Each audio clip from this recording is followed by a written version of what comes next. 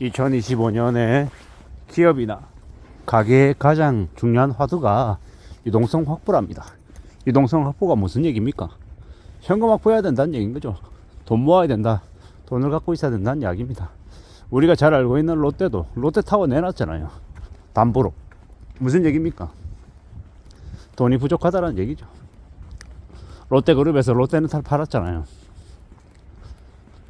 이게 어떤 의미인지를 우리는 잘 생각해 봐야 됩니다. 뭐가 되건 간에 돈 되는 건 다 팔겠다. 기업도 가게도 개인도 마찬가지다. 결국은 2025년부터 최소 몇 년간은 돈이 없으면 되게 힘들어진다라는 의미다 라고 해석하는 게 맞을 것 같습니다. 앞으로 우리가 살아가는 이 시대, 이 사회가 더욱더 돈이 부족해지는 시대다라고 이제 해석을 하면 맞을 것 같습니다. 물론 그렇게 해석하는 걸로 끝나면 안 될 것 같고, 그래 부족한 현상이 되게 몇 년간 지속된다라고 하니, 그래서 네가 어떻게 할 건데, 그래서 나는 어떻게 살아야 되나, 뭐 여기로까지 넘어가야 된다라고 저는 보는 거죠. 우리는 앞으로 최대한 이 절약하고 아껴서 현금을 확보하는 데 집중해야 될 것 같다. 그렇게 해야 우리네 삶이 좀 그래도 유지가 되고 지속될 수 있을 것 같다 라고 보는 겁니다. 살아가는 현실이 좀 더 이제 막막할 수 있다라고 예측하는 거죠. 정부는 어떻게든 유동성을 공급해 주려고 엄청나게 많은 이 돈을 쏟아낼 것 같습니다. 근데 그렇다 하더라도 실제로 현장에서는 여전히 유동성 부족에 시달리게 될 건데요. 결국 이제 금융권으로 돈을 뿌려도 그 유동성이 금융권 안에서만 돌지, 이 실물 경제로 좀 많이 확산되는 것은 어려울 것 같습니다. 왜 그렇게 보냐라면, 금융권 또한 이 많은 사람들이 부도나고 파산하고 이러는 중에 어느 누구에게 돈 잘못 빌려줬다가는 되게 곤욕을 치를 수 있다, 채권을 뜯길 수 있다라는 생각에 섣불리 결정을 못 할 겁니다. 그렇게 되면요, 그러면 더더욱더 이제 대출 이자를 더 높게 받아야 될 것이고, 대출을 하는 사람 입장에서도 대출 금리를 이제 최상한선이 20%잖아요. 20% 넘어서면 더 못 받거든요. 그러면 이제 신용도나 아니면 여러 가지 사항들이 해당이 안 되면 그 다음부터는 답이 없는 거예요. 대출하고 싶어도 금리를 20% 이상 주고 싶어도 줄 수 없는 상황이다 보니까 금융권에서 아예 그냥 포기를 해버리는 거죠. 그런 처지에 내몰리는 사람들이 되게 많아질 것 같다라는 겁니다. 언제부터? 2025년부터. 결국 이제 2025년부터 무수히 많은 이들이 되게 힘겨워진다라고 봐야 되는데, 나중에 하다 보면은 채무불이행자, 신용불량자, 주민등록 말소자, 신세가 되는 거죠.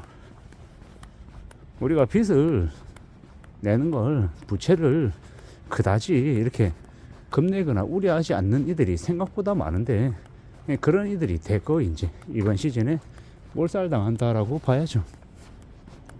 몰살당한다라고 하니까 참 무서운 얘기잖아요. 잔인한 얘기고. 근데 뭐 그런 것들쯤은 그냥 개의치 않는 이들이 이미 너무 많은 것 같아요. 너무 많은 이들이 그냥 나 몰라라고 그냥 놔버린 인생을 사는 것 같다라는 겁니다. 그들에게 앞으로 이제 벌어지는 일들은 뭐 뻔하죠. 그리고 쉽게 수습되기 어렵고요. 금융권들조차 대출을 거부하는 수준까지 내몰리면, 그러면 이제 자기 알몸 사진 보내주고 50만원, 100만원, 300만원 대출 받는 그런 이제 밑바닥까지 이제 가는 거죠. 사실상 자기 알몸 보여주고 대출 받는 사람들은요, 그 다음 인생이 없는 거예요. 정말 그 지경까지 갔다라고 하면 그냥 파산이나 개인회생 신청하고 그냥 그러는 게 차라리 더 낫지 않을까라는 생각이 들 정도죠. 참 요새는 흉흉한 뉴스들이, 뉴스를 찾다 보면 가끔 나옵니다. 뭐 자살했다, 극단적인 선택을 했다, 이런 얘기들 말입니다.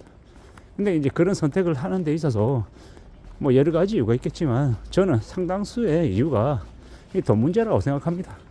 돈 문제, 빚 문제, 먹고 사는 게 해결되지 않는 이 탓, 뭐 그런 것들 때문에 그런 극단적인 선택을 한다고 보고 있는데요.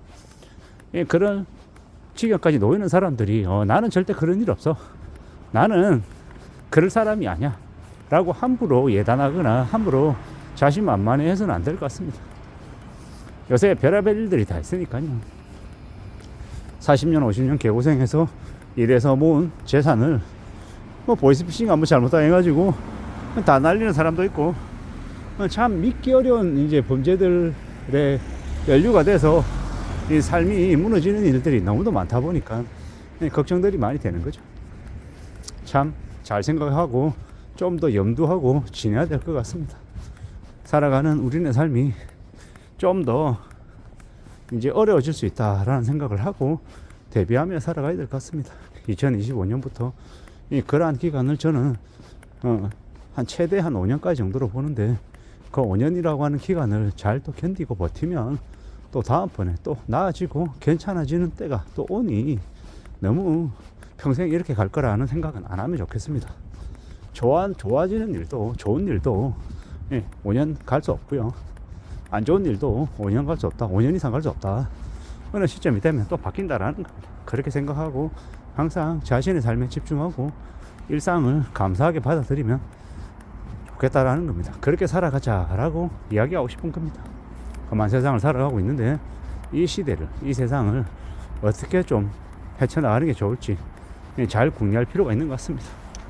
잘 고민해야죠. 앞으로 우리는 더 이제 만만하지 않을 것 같다라고 생각합니다. 그럼에도 불구하고 지나다니다 보면 벤츠고 아우디고 뭐 포르쉐고 비싼 차들이 되게 많이 보이죠. 그들이 이제 금모 뿌린다고 저렇게 비싸고 좋은 차를 끌고 다니는데, 정말 능력이 돼서 타는 사람들, 그리고 진짜 허세 부리는 사람들, 뭐 다 뭐 이것저것 알 거 없이 나중에 이제 돈이 부족해지면 다 이제 중고로 팔고 뭐로 팔고 이제 다 팔아야 되는 거죠. 경매시장이든 아니면 당근마켓이든 어디든 할 거 없이 뭐가 되건 간에 다 팔려고 혈안일 것 같습니다. 왜? 현금 유동성, 그러니까 돈 마련하려고요.